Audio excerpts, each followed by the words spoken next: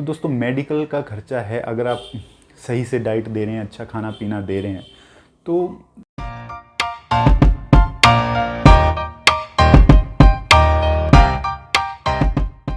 Jackson दोस्तों, आप सभी का स्वागत है हमारे इस छोटे से YouTube परिवार में।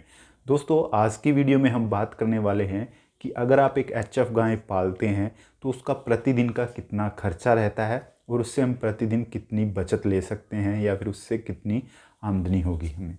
तो दोस्तों ये जो आमदनी या खर्चा है वो वैसे तो काफ़ी चीज़ों पर डिपेंड करता है, जैसे कि गाय की जेनेटिक्स पे डिपेंड करता है, हम गाय को किस तरीके से पाल रहे हैं, उसको कैसा वातावरण दे रहे हैं रहने के लिए, उस पर भी डिपेंड करता है। हम हमारे फार्म की मैनेजमेंट किस तरीके से कर रहे हैं उस पर भी खर्चा और प्रॉफिट डिपेंड करता है। या फिर हम हमारे पशुओं को या गाय को खाने में क्या दे रहे हैं, कैसा हरा चारा दे रहे हैं, कैसा संतुलित आहार दे रहे हैं, उस पर भी काफ़ी डिपेंड करता है। लेकिन इस वीडियो में आपको एक एवरेज खर्चा बताने वाला हूँ कि एक गाय का कितना खर्चा होता है और उसके बाद हमें प्रतिदिन कितनी बचत रहती है।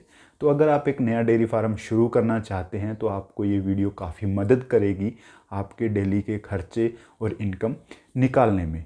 दोस्तों इस वीडियो को पूरा देखिएगा, अंत तक देखिएगा, क्योंकि अंत तक मैं आपको काफ़ी सारी यूज़फुल चीज़ें इस वीडियो में बताने वाला हूँ। तो चलिए वीडियो शुरू करते हैं। दोस्तों जैसा कि मैं आपको पहले ही बता चुका हूँ, इस वीडियो में हम एचएफ गाय के प्रतिदिन के खर्चे और इनकम के बारे में बात कर रहे हैं। तो दोस्तों मान लीजिए हमारे पास एक प्रतिदिन 25 किलो दूध देने वाली एचएफ गाय है और उसके वज़न की बात करें तो लगभग 450 से 500 किलो के बीच में वज़न रहेगा। वज़न की बात यहाँ क्यों कर रहे हैं, क्योंकि जो हम पशु को खाना पीना देंगे, डाइट देंगे, उसमें वज़न का भी काफ़ी महत्व होता है। अब बात करते हैं कि उसके खाने पर कितना खर्चा होगा।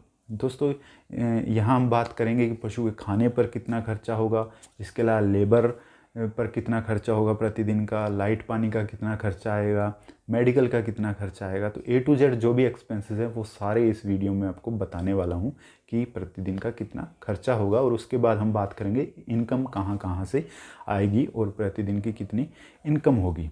तो सबसे पहले डाइट का खर्चा हम लेते हैं, तो उसमें सबसे पहले बात करते हैं ड्राई फूडर की, यानी कि भूसा, जिसमें आप गेहूं का भूसा भी हो सकता है आपके पास या फिर दलहनी चारा भी हो सकता है कोई भी।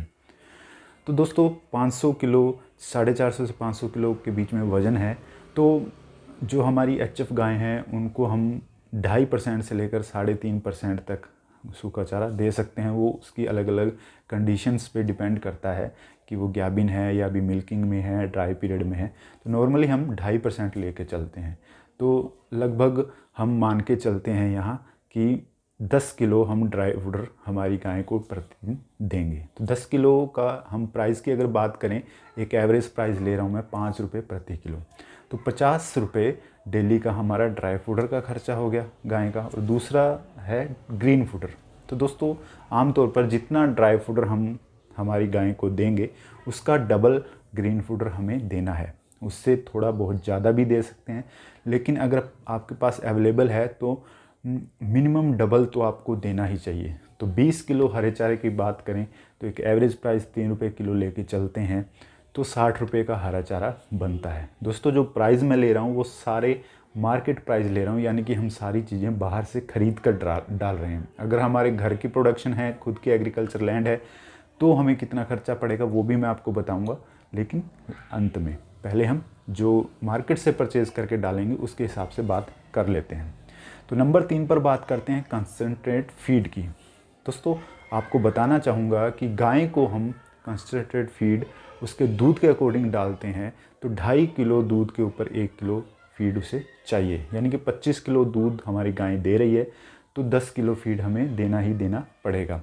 इसके अलावा बॉडी की ज़रूरतों के लिए हमें अलग से देना पड़ता है, लेकिन मैं इसमें यहाँ ऐड नहीं कर रहा, क्योंकि अगर हम पर्याप्त मात्रा में हरा चारा दे रहे हैं तो बॉडी की रिक्वायरमेंट्स के लिए हमें अलग से फीड देने की ज़रूरत नहीं है। तो जो 10 किलो फीड है उसका प्राइस हम 25 रुपये प्रति किलो लेके चलें एवरेज, तो 250 रुपये का यहाँ पर हमारा कंसंट्रेट फीड हो गया डेली का। इसके अलावा मिनरल मिक्सचर भी बहुत ज़रूरी है जो हाई मिल्किंग एनिमल्स होते हैं। तो दोस्तों अगर हरा चारा पर्याप्त मात्रा में है आपके पास, 20 या 20 से प्लस आप दे रहे हैं, तो वहाँ 50 ग्राम प्रतिदिन मिनरल मिक्सचर से काम चला सकते हैं। लेकिन अगर हरा चारा कम है आपके पास, ड्राई फ्रूट ज़्यादा दे रहे हैं, तो वहाँ पे 100 ग्राम प्रतिदिन आपको मिनरल मिक्सचर देना ही पड़ेगा। तो मिनरल मिक्सचर की कॉस्ट हम यहाँ लेके चलते हैं 10 रुपये प्रतिदिन। तो दोस्तों इसका जो टोटल खर्चा है डाइट पर, वो लगभग बनता है आपका 250 प्लस 10 260, 260 और 60 320, 320 और 50 370 रुपये तो खर्चा हो गया इसकी डाइट पर। अब बात करते हैं एक्सटर्नल खर्चा। तो इसमें क्या है कि मेडिकल हम लेके चलते हैं। तो दोस्तों मेडिकल का खर्चा है, अगर आप सही से डाइट दे रहे हैं, अच्छा खाना पीना दे रहे हैं, तो साल का जो मेडिकल का खर्चा है वो बहुत ही कम लगता है। एआई पर खर्चा हो गया थोड़ा बहुत, या फिर कभी कभार हमारी गाय को खांसी जुकाम हल्का फुल्का बुखार कभी कभार हो सकता है, तो उसका हम प्रतिदिन का 10 रुपये खर्चा लेकर चलते हैं यहाँ पर, यानी कि साल का लगभग 3600 रुपये। मेरे हिसाब से इतना होता नहीं है अगर हम सही तरीके से हमारे पशुओं को देते हैं, लेकिन 10 रुपये हम लेके चलते हैं। नंबर 2 पर जो खर्चा है वो है लाइट और पानी, यानी इलेक्ट्रिसिटी और वाटर की व्यवस्था पर जो खर्चा है। तो यहाँ 10 रुपये प्रतिदिन का वो खर्चा हम मान के चलते हैं। दोस्तों ये कम या ज़्यादा भी हो सकता है, लेकिन मैंने जो खर्चा है वो ज़्यादा से ज़्यादा लेने की कोशिश की है। तो और जो नंबर 3 पर जो खर्चा है वो है लेबर का खर्चा। तो दोस्तों मैं अक्सर मानता हूँ कि एक व्यक्ति लगभग 10 पशुओं को आराम से संभाल सकता है, अगर दूध निकालने की उसके पास ऑटोमेटिक व्यवस्था है, मिल्किंग मशीन वगैरह है। तो अगर एक व्यक्ति की लेबर की बात करें तो मंथली लगभग 12,000 रुपये भी माने तो प्रतिदिन का लगभग 400 रुपये बनता है।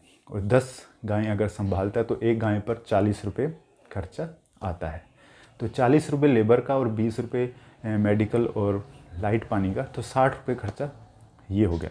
तो 370 और 60 430 रुपये खर्चा प्रतिदिन का गाय पर आता है। इसके अलावा बात करते हैं कि गाय हैं तो उसके पीछे काफ भी होगा, तो उसका खर्चा भी आएगा। अब दोस्तों यहाँ मैं बताना चाहूँगा कि अगर उस गाय के पीछे फीमेल काफ है तो वहाँ आपका खर्चा बच जाता है, क्योंकि उस फीमेल काफ पर जितना आप खर्चा करेंगे उतनी वैल्यू की वो काफ आपकी बड़ी होकर बन जाएगी। तो अगर फीमेल काफ है तो आपका खर्चा ये बच जाएगा एक हिसाब से। अगर मेल काफ है तो हम यहाँ 50 रुपये काफ का ऐड कर लेते हैं, क्योंकि मेल काफ हमें या तो बाद में गौशाला में देना पड़ेगा, या फिर उसको बड़ा करते हैं तो बाद में अगर अच्छी नस्ल का है तो हम ब्रीडिंग के लिए भी यूज़ कर सकते हैं। 430 रुपये हमने जो पहले जोड़े थे उसमें 50 रुपये हम काफ का खर्चा भी ऐड कर देते हैं, यानी कि 480 रुपये मोटा मोटी हमारे गाय का प्रतिदिन का खर्चा है। अब बात करें इनकम की, तो इनकम हमें जो मेन इनकम है वो होनी है दूध से। अब दोस्तों यहाँ इनकम पर बहुत बड़ा असर पड़ता है आपके दूध बेचने के रेट पर, कि आप किस रेट में दूध बेचते हैं। तो दोस्तों अगर हम कम से कम रेट भी लें, अगर आप किसी होलसेल में किसी डेयरी पर भी दूध देते हैं तो 30 रुपये दूध आप बेच सकते हैं आराम से। अगर आप उसके फीड और उसके हरे चारे के मैनेजमेंट अच्छे से करते हैं तो फैट के अकॉर्डिंग 30 रुपये आप उस दूध को बेच सकते हैं। तो 30 रुपये के हिसाब से आपका 25 लीटर दूध 750 रुपये का बनता है। अगर आप ज़्यादा 40 रुपये या 35 रुपये बेच सकते हैं तो वो आपकी इनकम है, प्योर इनकम है, वो रेट आप इसमें जोड़ सकते हैं। तो मैं यहाँ 30 रुपये के हिसाब से लेकर चल रहा हूँ। तो 30 रुपये के हिसाब से 750 रुपये हमारा इनकम है दूध का। इसके अलावा जो गोबर है, अगर गोबर की हम इनकम माने तो डेली का 10 किलो प्रति काऊ हम गोबर मान सकते हैं। तो अगर 10 किलो गोबर एक गाय डेली करती है, ज़्यादा हो सकता है लेकिन मैं कम से कम यहाँ लेकर चल रहा हूँ। और 1000 रुपये टन के हिसाब से तो प्रति किलो 1 रुपया होगा, तो 10 रुपये का गोबर की इनकम मान सकते हैं। उसे आप बाद में इकट्ठा बेच सकते हैं या जैसे भी, लेकिन यहाँ हम 10 किलो गोबर की इनकम जोड़ेंगे तो 760 रुपये डेली की इनकम हुई हमारी। यहाँ पर 480 रुपये हमने खर्चे के जोड़े हैं। तो 480 अगर हम 760 में से कम करते हैं तो आप देख सकते हैं कि हमारे पास 280 रुपये की इनकम बचती है प्रतिदिन की। तो आप जोड़ लीजिए, आप अगर एक गाय रखते हैं तो 280 की इनकम है प्रतिदिन की, जितनी भी रखते हैं उससे मल्टीप्लाई करके आप देख सकते हैं कि आपको प्रतिदिन प्रति महीना कितनी इनकम HF गाय से ले सकते हैं। इसके अलावा बात करते हैं कि क्या ये इनकम हमारी पूरे साल स्टेबल रहेगी। तो दोस्तों यहाँ मैं बताना चाहूँगा कि गाय की अलग अलग कंडीशन पे हमें अलग अलग डाइट देनी होती है, दूध भी कम होता है टाइम के अनुसार। तो वहाँ क्या है कि जब हमारे खर्चे कम होंगे तो इनकम भी कम होगी। अगर जैसे दूध कम हो रहा है तो उसका जो फीड है वो कम होगा, तो वहाँ क्या है कि खर्चा कम होगा, फीड कम होगी, तो क्या है कि लगभग हमारा जो इनकम है वो भी कम होगा। लेकिन क्या है कि जब दूध कम होता है तो हमारा जो इनकम की परसेंटेज है वो कम होती है, क्योंकि जो ड्राई फूडर और ग्रीन फूडर की क्वांटिटी है वो लगभग पूरे साल सेम ही रहती है। तो इस करके हमारी जो इनकम है वो दूध पर ज़्यादा डिपेंड करती है। अब मान के चलिए कि जब हमने सारे चीज़ें परचेज़ करके डाली है तो वहाँ लगभग हमको 35% के आसपास प्रॉफिट मिल रहा है। यानी कि 100 रुपये जब हम खर्च कर रहे हैं किसी एनिमल पे, तो उसमें से 65 रुपये खर्चा है और 35 रुपये हमारी बचत आ रही है उसमें, सारा कुछ अगर परचेज़ करके डालते हैं तो। अब बात करें कि अगर हमारे पास एग्रीकल्चर लैंड है, हम हरा चारा उसमें उगा रहे हैं और जो हमने साल का इकट्ठा सूखा चारा डलवा लिया है, तो उसमें हमें क्या बेनिफिट हो सकता है। तो वहाँ दोस्तों आप इस प्रॉफिट को 50% के आसपास लेके जा सकते हैं, क्योंकि अगर आप खेत में उगाएंगे हरा चारा तो लगभग 1 रुपये के आसपास कॉस्ट पड़ेगी, तो वहाँ 2 रुपये आपको बच गए। और जो अगर इकट्ठा डलवाते हैं आप सूखा चारा, तो सीज़न में लगभग 2.5 रुपये के आसपास आपको सूखा चारा भी मिल जाएगा, तो वो आपकी प्योर इनकम है। तो वहाँ उस प्रॉफिट को आप लगभग 50% पर लेकर जा सकते हैं।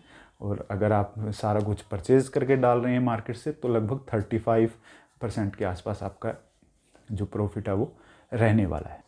दोस्तों इस वीडियो में जो भी इन्फॉर्मेशन मैंने दी है उसको लिखित रूप में मैंने हमारे ब्लॉग पर भी डाल दिया है। तो अगर आपने वीडियो देखी है और आपको कुछ चीज़ें मिसिंग लग रही हैं तो आप उस ब्लॉग पर जाकर वहाँ से भी पढ़ सकते हैं। मैंने डिस्क्रिप्शन में ब्लॉग का लिंक दे रखा है, वहाँ जाकर आप उन चीज़ों को पढ़ सकते हैं, नोट डाउन कर सकते हैं, या फिर गूगल पर जाकर सर्च कर सकते हैं शहर मिल्की लैंड, तो आपको वहाँ हमारे ब्लॉग का लिंक मिल जाएगा, वहाँ जाकर ये इन्फॉर्मेशन आप देख सकते हैं। तो दोस्तों ये सारी चीज़ें मैंने सही और अपने एक्सपीरियंस से ऐड की हैं इसमें। अगर आपको कोई इसमें कम ज़्यादा लग रहा है तो आप नीचे सुझाव दे सकते हैं। और वीडियो आपको कैसी लगी, इन्फॉर्मेटिव वीडियो लगी तो आप लाइक कर सकते हैं। अगर आपको वीडियो पसंद ना आई हो तो डिसलाइक भी कर सकते हैं। और ऐसे ही वीडियोस देखने के लिए अब हमारे चैनल को सब्सक्राइब ज़रूर कीजिए, ताकि आपको ऐसी ही इन्फॉर्मेशन मिलती रहे। तो दोस्तों फिर मिलूँगा एक नई वीडियो में एक नई जानकारी के साथ। तब तक के लिए जहाँ भी रहें स्वस्थ रहें, मस्त रहें। जय हिंद, जय भारत।